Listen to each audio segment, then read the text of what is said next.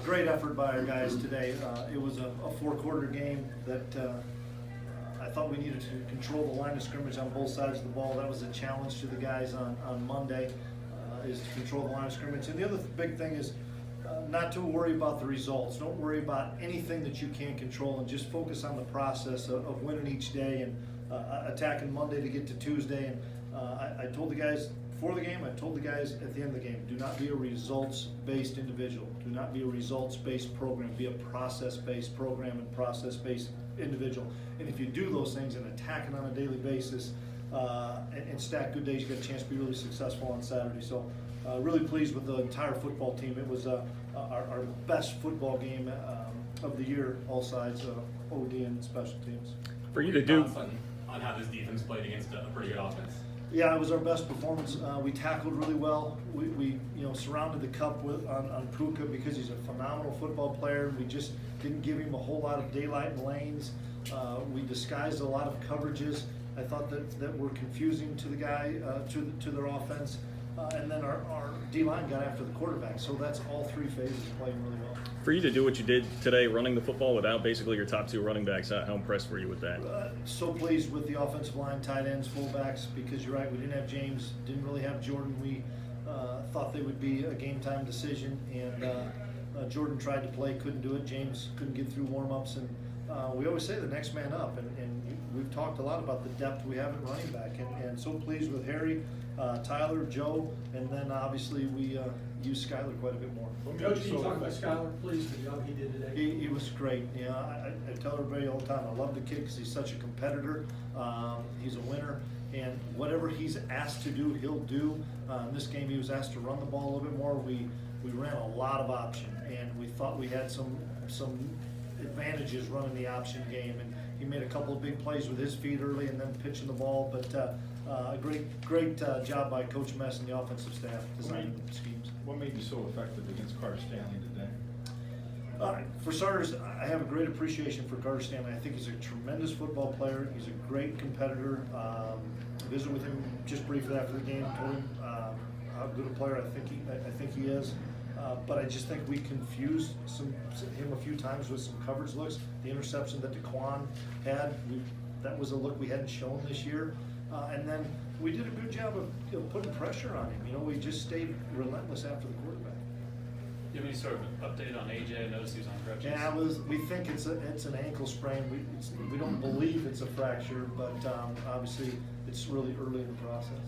How much is the collective confidence of the defense grown over the last 3 games? I think the collective confidence of the football team's grown over the last 3 weeks because we keep getting better. We keep progressing, and you don't know when your time's called upon. Harry Trotter, whoever else, Keevy today, because he played a lot more when AJ got hurt. But I just think as a football team, we're continuing to improve and get better. But obviously, to answer your question defensively, I thought we played really well. Getting them both hurt, is that just part of the process for you?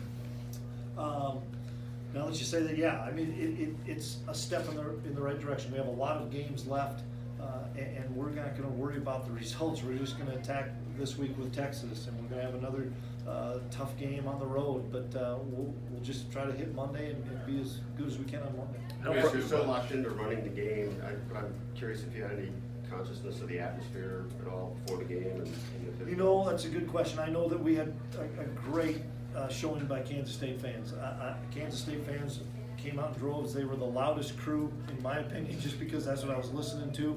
I know it was a great atmosphere. I couldn't tell you all the things. I just looked when we were coming out, the sea of purple, which was really cool. Does it follow up to that? I mean, you're bowl eligible, but you probably see some progress on the other side of the line. What does that say about this future rivalry?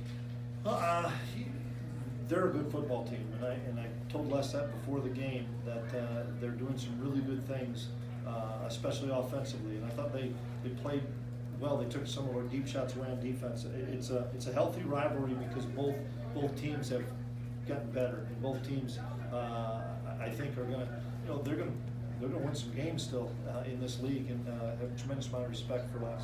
How frustrating were the penalties today? Yeah, they were frustrating in the first half. Then we talked about it at halftime and cleaned it up. The personal fouls, I mentioned, that has to end. We can't have those. I thought we were better in the second half. We'll have to look at the film on the holding. If we were holding and they called it, then we were holding. You know, sometimes it's a tighter called game, and so that's something we have to look at. We have to clean it up. We probably could have had a couple more scores, but they were taken back because of our holding.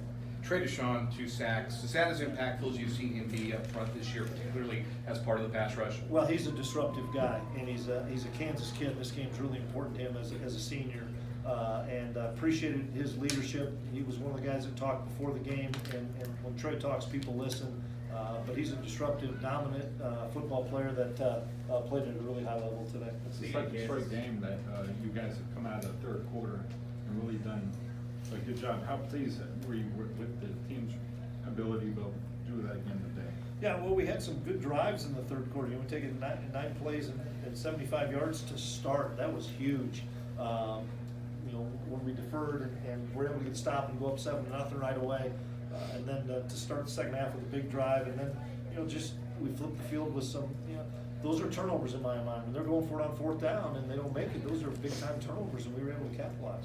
I think we asked you so much about moving on from Oklahoma. Now that the week's over and you look back at it, how was the prep from this team? It was great, and we didn't talk anymore about Oklahoma after we had our awards on Monday, and we said we're turning the page. And I keep telling these guys, whatever you did last week has no bearing on the next week, and you can't compare scores, any of that stuff. You have to attack it on a daily basis to give yourselves a chance to be successful. What did you like most from Harry today in the backfield?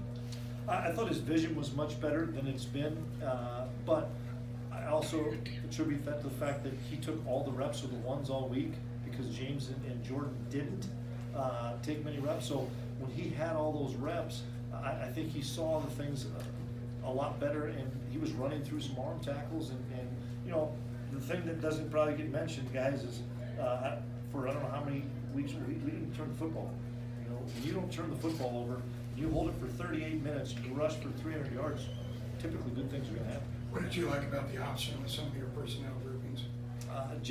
We thought we had them outflanked, and so and we're not a big option team. You can go back and look at Coach Mess for every amount of years, and just not that. It's not what we do, but we just saw an opening there, and we took advantage of it. And I thought Skyler made some really good decisions. In what ways can the defense even become better?